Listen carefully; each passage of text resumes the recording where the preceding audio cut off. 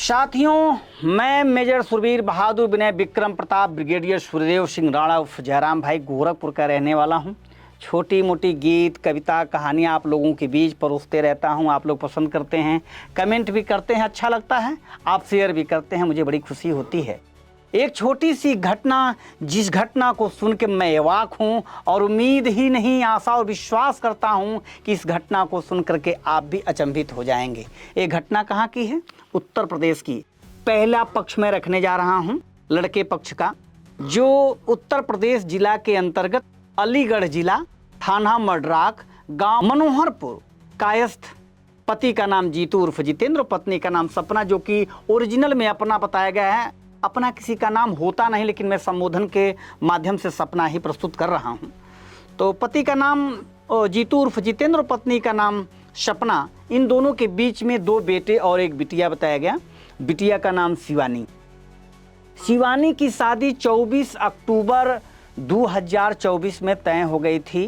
कहाँ तय हो गई थी? इसी उत्तर प्रदेश अलीगढ़ जिले में तहसील छर्रा के अंतर्गत एक गांव आता है मछरिया, और दारो थाना के रहने वाले राहुल के साथ। राहुल के पिता का नाम होरीलाल बताया गया। साथियों, गौर करने की बात है, राहुल कर्नाटक में रह करके कपड़ा की दुकान पर रहता था और मौका मिलने पर फेरी का भी काम करता था। उम्र इसकी 20 साल बताई जाती है। राहुल की शादी यानी शिवानी की शादी 16 अप्रैल 2025 को होनी थी। शिवानी और राहुल के बीच हाथ पीले होने को थे, लेकिन शायद ऐसा खुदा को मंजूर नहीं था। मीडिया यूट्यूब के माध्यम से पता चला कि जो सपना है अपने होने वाले दामाद राहुल से शादी तय होने के पहले से बात करती थी, और बात करते करते दोनों के बीच में प्रेम बढ़ता चला गया। हुआ यूं ही कि एक दिन अपने पति जीतू से कहती है कि आप अगर आज्ञा दें तो मैं राहुल से मिलना चाहती हूँ, क्योंकि उनकी तबीयत खराब है। जीतू कहता है कि इसमें क्या बड़ी बात है, होने वाला दामाद है, आप शौक से जा सकती हैं, कोई दिक्कत नहीं। जब सपना उसके वहाँ जाती हैं यानी राहुल के पास, तो रात भर जब रहती हैं सपना, सुबह जब आने को होता है तो राहुल कहता है कि आप अगर कोई दिक्कत ना महसूस करें तो आज भी रुक जाइए।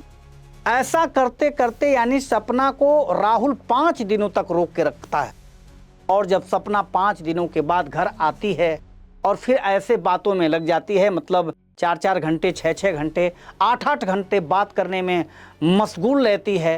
तो एक दिन जीतू अपनी पत्नी से पूछता है कि आखिर इतनी देर तक कहाँ बात होती है? सपना कहती है कि राहुल से बात होती है। जीतू समझ नहीं पाता, इतनी घिनौने स्तर तक उसकी सोच नहीं जा पाती कि हाँ ऐसा भी कुछ हो सकता है। और गौर करेंगे साथियों, 6 अप्रैल 2025 को शाम 4:30 बजे अपनी बिटिया शिवानी से सपना ये कह के जाती है कि मैं बाजार जा रही हूँ, हो सकता है तो 2-3 घंटे में वापस आ जाऊँ। जब रात देर होती है, 8:30-9 बजता है, तो जीतू अपने पत्नी के पास यानी सपना के पास फ़ोन करता है कि इतनी रात हो गई, आप कहाँ हो?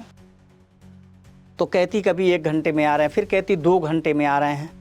साथियों, ऐसे करते करते मतलब 10-11 बज गया और मोबाइल स्विच ऑफ हो गया। तब तक ये पता चल जाता है कि हाँ सपना कहाँ है और किसके पास है। ये पता चल जाता है सपना के माध्यम से कि सपना राहुल के पास है। जीतू तुरंत फ़ोन राहुल के पास लगाता है कि सपना आपके पास है और मैं उम्मीद करता हूँ कि आप उसको कल समय से भेज देंगे। राहुल इस बात को जब सुनता है तो जीतू से कहता है कि आप उसे भूल जाइए। आपने उसे 18 साल तक प्रताड़ित किया, टार्चर किया, आपने उसे बहुत ही दुख दिया, इन्होंने बहुत दुख झेला। मैं उम्मीद करता हूं कि मैं इनका सेवा टहल और ख्याल अच्छी तरह से रख पाऊंगा, अब आप इन्हें भूल जाइए। जब इस बात को जीतू सुनता है, वाक रह जाता है, पैरों तले जमीन खिसक जाती है। करे यार, मैं होने वाले दामाद से सब क्या सुन रहा हूँ। राहुल कहता है कि निश्चित रूप से आप भूल जाइए, अब मेरे पास बात मत करिएगा। इस बात को सुन करके गांव के लोगों से, गांव के अगल बगल नात रिश्तेदारों के बीच अपनी बात को रखता है जीतू, और लोग इनके साथ होकर के थाना मड्राक पहुंचते हैं।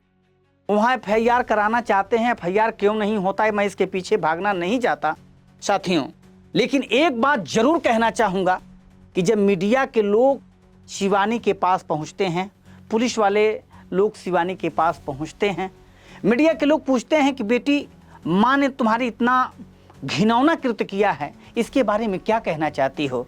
तो बिटिया ने कहा, मेरी माँ भग गई, मुझे इस बात का थोड़ा भी गम नहीं है।